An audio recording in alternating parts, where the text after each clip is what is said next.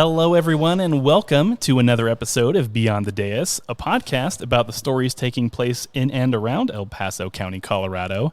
I'm your host, Scott Anderson, and today I am joined by Matthew Ayers, the CEO for Dream Centers here in Colorado Springs. How are you doing today, Matthew? Great. It's so good to be here, Scott. Good. Thank you for having me. I appreciate it. And before we get started, I want to add that if listeners are interested in more stories about people doing good in and around El Paso County, or hearing from county leadership about local government priorities and how they operate, you can find additional episodes of this podcast on your podcast platform of choice. But let's get into things, Matthew. I was wondering if you could start by giving a bit of background about yourself and how you came to be associated with Dream Centers. I was really interested for a long time in discovering the gaps in care in a community. I remember being inspired as a young kid to do that on our own from my grandpa. And so once I got involved in Air Force work, I just thought, I'll do some of that. I can always volunteer at a nonprofit, but I still had a vision to really be a part of helping one get off the ground.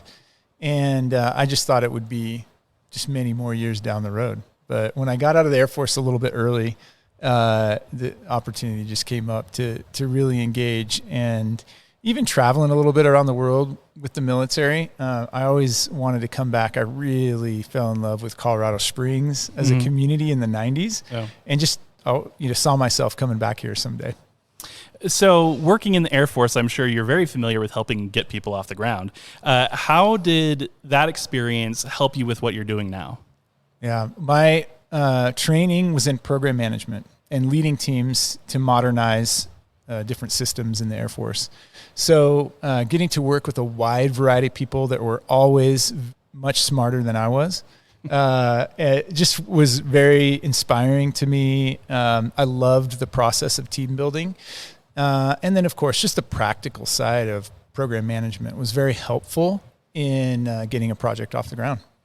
And so can you give me a bit of background about Dream Centers itself and what the mission of the organization is? Yeah. We started in 2011 after a period of about 6 months doing research to find some gaps in care in the community. And people from all over the community really came to participate well in these listening meetings where we were learning from organizations like Pikes Peak United Way and Quality of Life Indicators and lots of organizations. We talked to both hospital systems, a lot of the executives, and people where you could find information about gaps in care.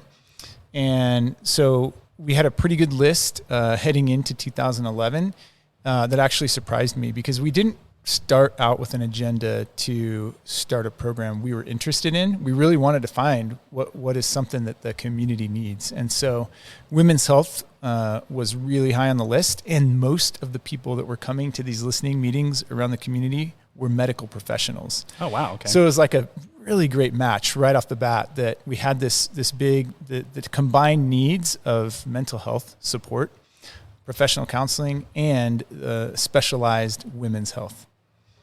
Very good. And so when starting an organization, it's got to be overwhelming probably to try and start an organization like this. How do you identify those right people to have in the room to help you kind of get things off on the right foot?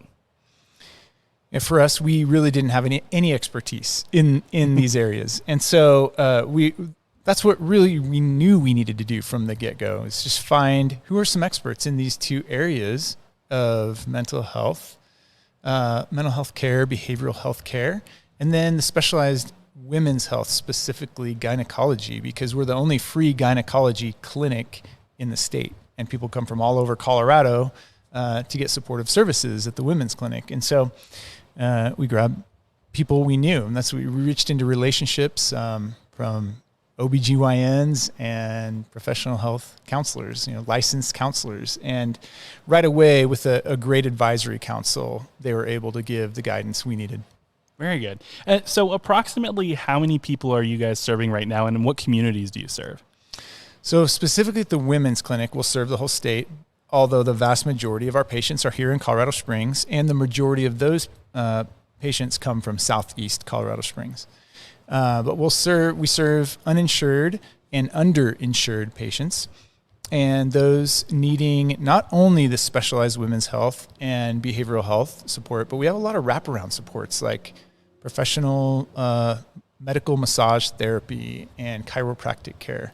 So those kinds of things that we know women who are experiencing chronic stress, a lot of work-related stress, oftentimes there's other situations around poverty that they're just carrying a large load. Mm-hmm. And we have found from the first 2 years of operating the clinic and feedback from our patients that we added these specific supportive services that were most commonly requested.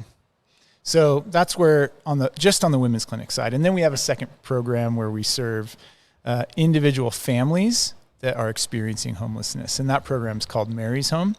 Also serving a lot of people from Southeast Colorado Springs, but really from different places in our state as well. That's really good. And so as an organization that has a statewide reach, really, can you talk about how important it is for Dream Centers to be viewed as an organization that people can turn to in their time of need? Yeah, well, I think that's exactly what we tried to do at the beginning in listening to the community is let's find out what these points of pain are for our city, where some people are maybe falling through the cracks and they've really tried to find the help and support they need, but it's just not quite there yet. And so we didn't want to duplicate any efforts. So I think we've been able to do that well. The patients at the women's clinic continually give some positive feedback that it's really been meeting a need that that they weren't able to meet before. So and I think the same thing for Mary's Home. It's amazing, there's a lot of different nonprofits that we work with and partner with that are kind of along this continuum of care and the spectrum of care. Mm-hmm. So it may seem like a lot of nonprofits are doing the same things, and they may be similar things, but they're probably just nuanced along that continuum.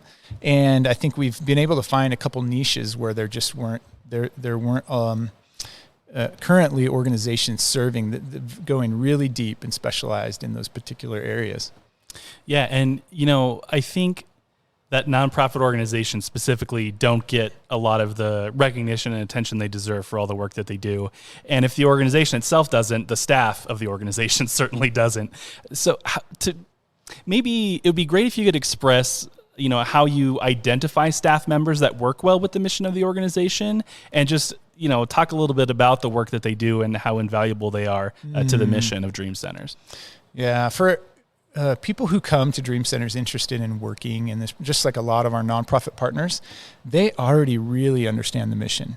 And people aren't trying to become wealthy working with a nonprofit.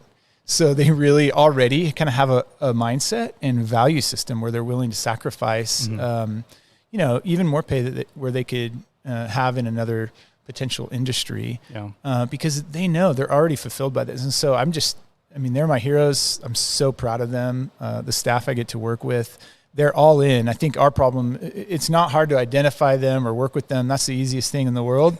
The harder part is to have good boundaries and have them go home on time. Right. Right. And that's just how they are. They're all in and they're amazing. No, that's incredible. Switching gears a little bit. So after submitting your grant request to El Paso County, Dream Centers was awarded $68,800 of ARPA funding. Can you talk about what that money has gone to fund? Yeah, it's been amazing so far. We're really grateful for the support because as we've known, if we follow the news at all, or we have any friends we speak with in town, we all, whether it was COVID or the pandemic or not, or whether it was other factors, we just experience stress in life. And we know there's rising mental health care needs and concerns that we all share.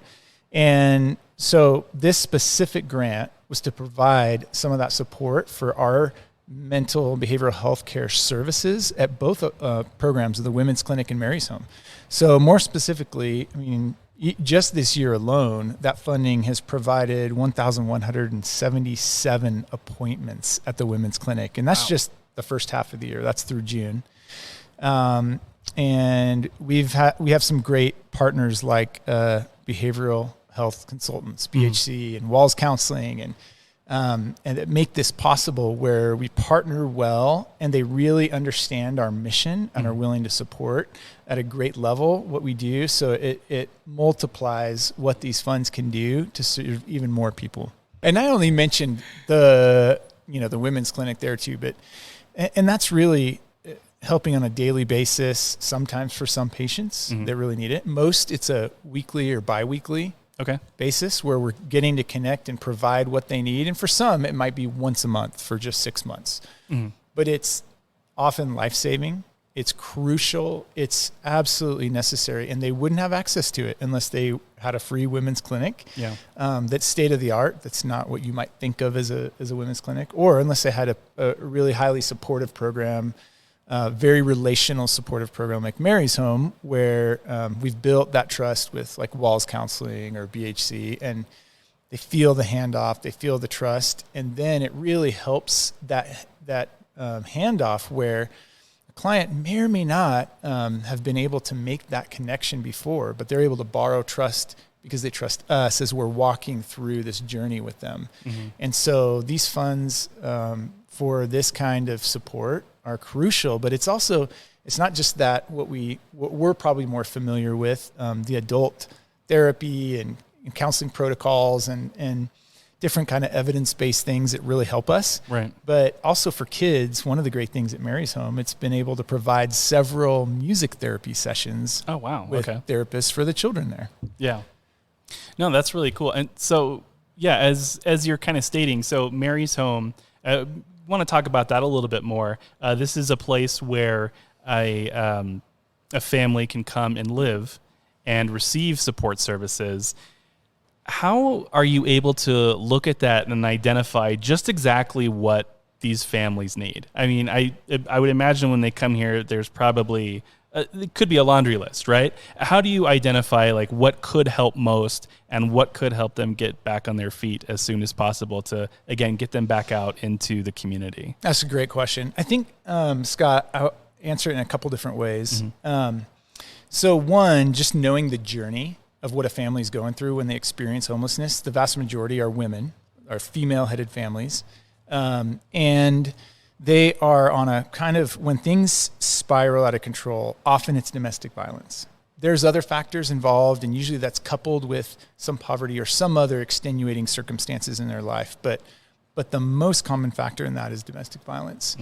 And because of that, there may have been stability at a time in a home, and then suddenly there's just not. Or there's instability, but when the kids are threatened, that's often the break point where mom says it's time to go.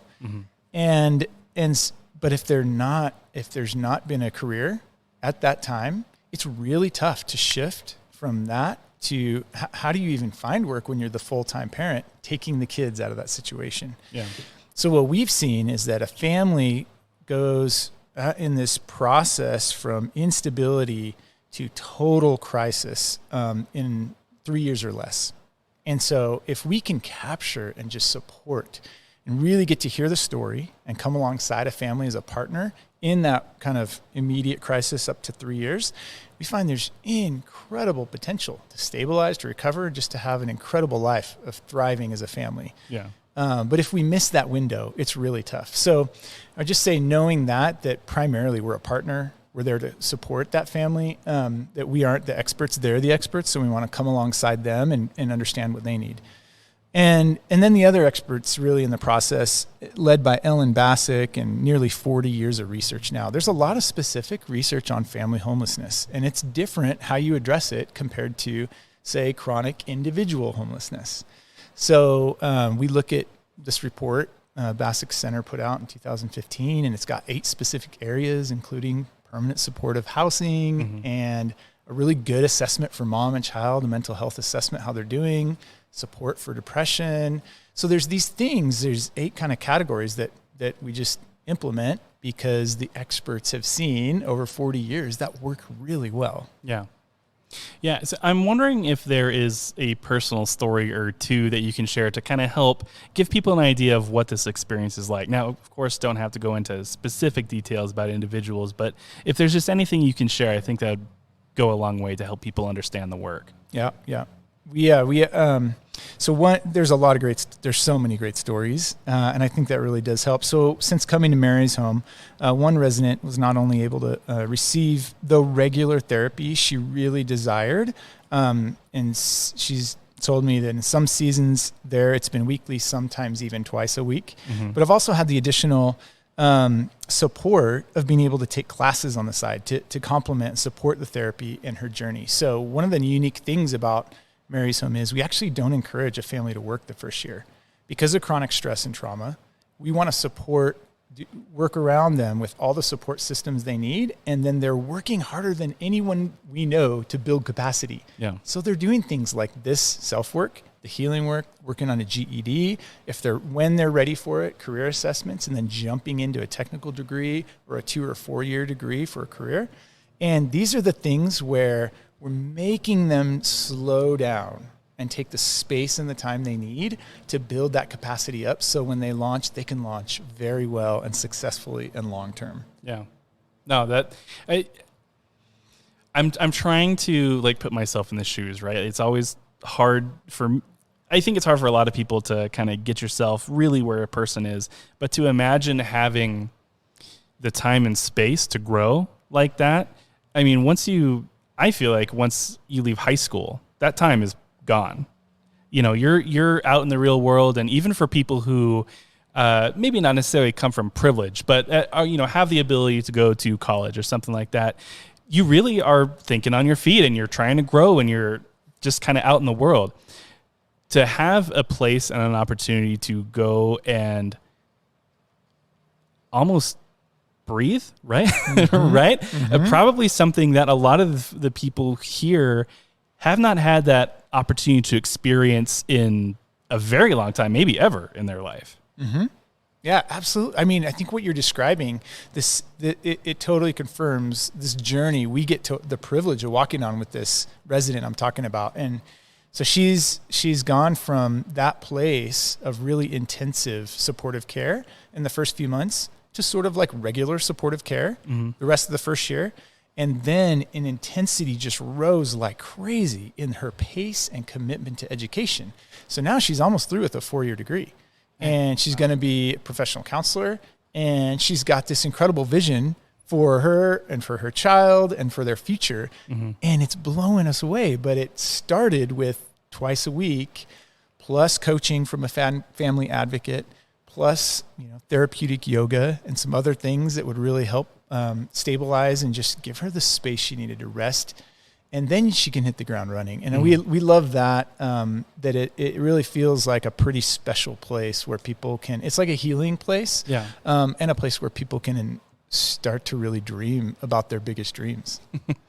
What does seeing outcomes like that do for you specifically?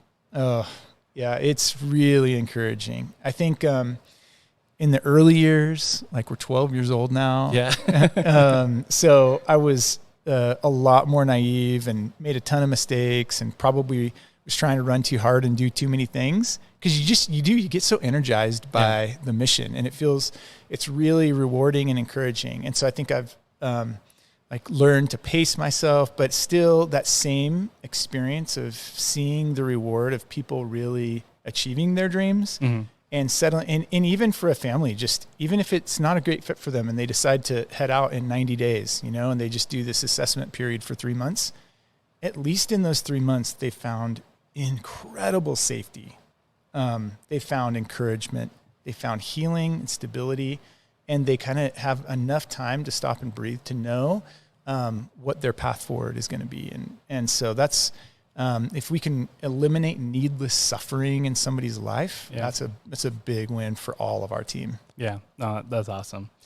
So I wanted to go back to the organizations that you guys work with, because I think this is a really important aspect of a community in general, but the nonprofit community specifically.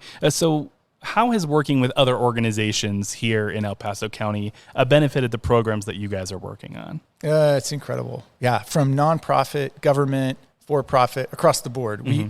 We're able to partner with a lot of organizations. For example, we partnered early on with DHS at the county, knowing that there will already be some cases open with the families we want to serve, and they're already providing some level of case management.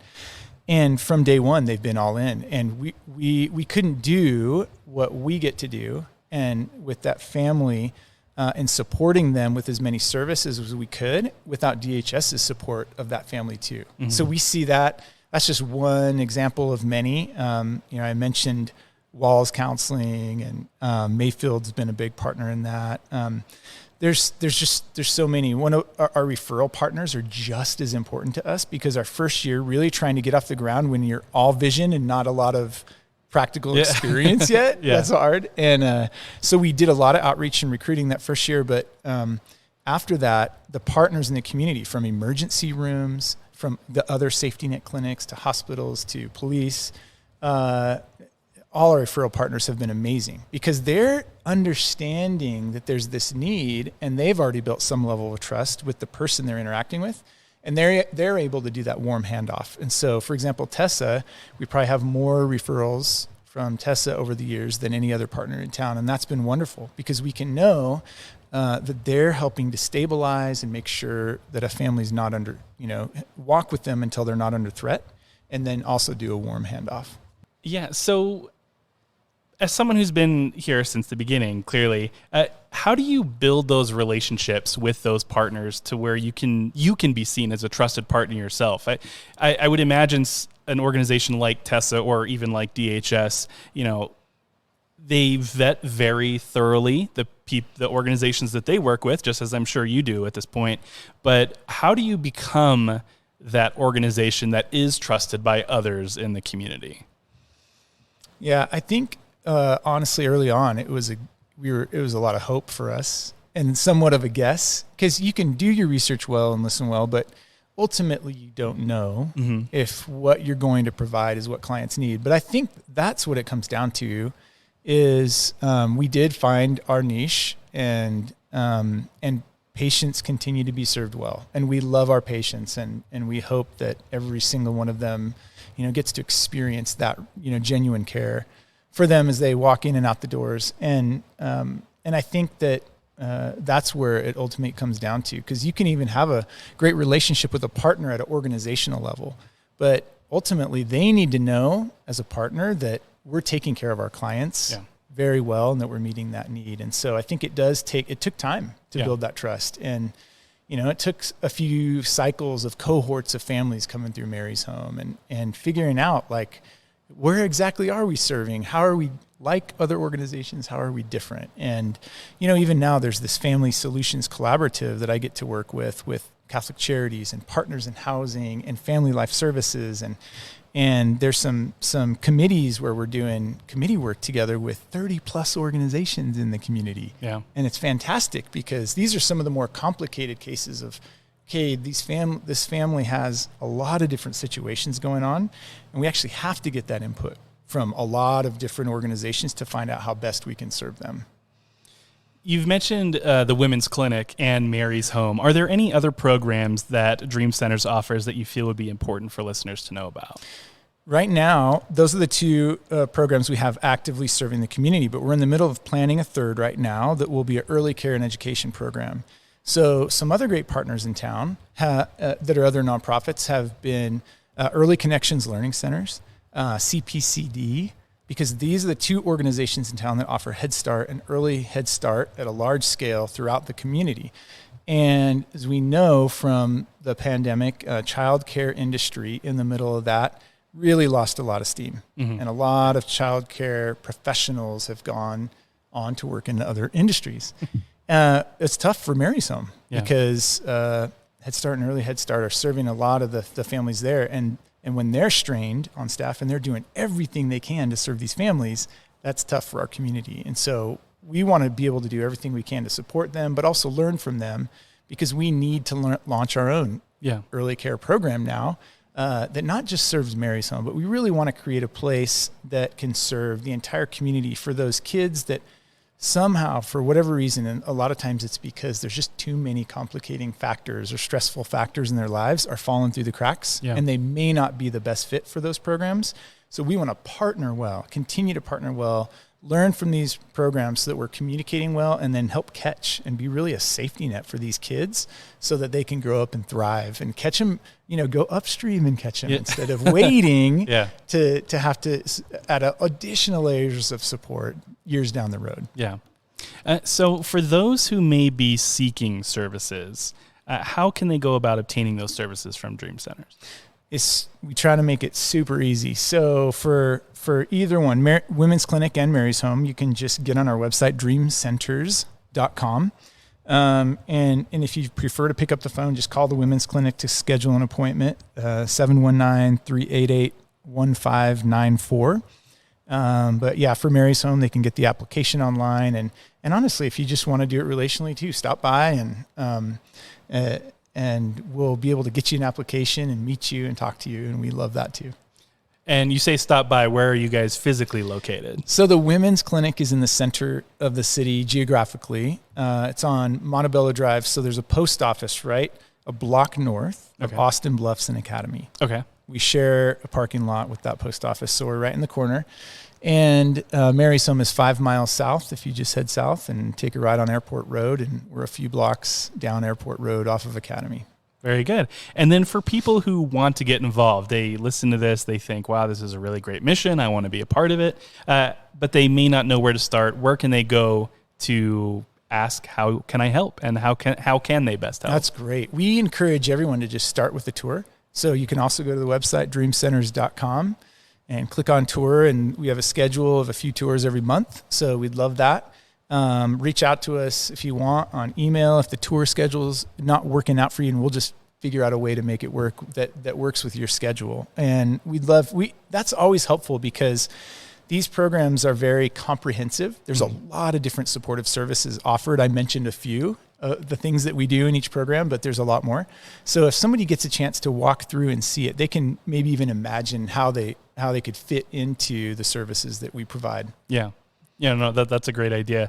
So we're about to close out here, but I just want to end with, if there's anything else that you want to add, maybe we haven't talked about, you think would be important for listeners to know about. I think that there are so many times, you get frustrated or overwhelmed. I've been in this place of being overwhelmed with needs in a community, and needs sometimes when you start to face them, or you have a family member that's experiencing a huge need that might be a crisis moment for you, it can be overwhelming to dive into that need in the city. And I would just say that that we have experienced those times of overwhelm, but more than that, most of the time, we've experienced just this incredible joy in serving. And it's really changed my life and put a lot of things into perspective.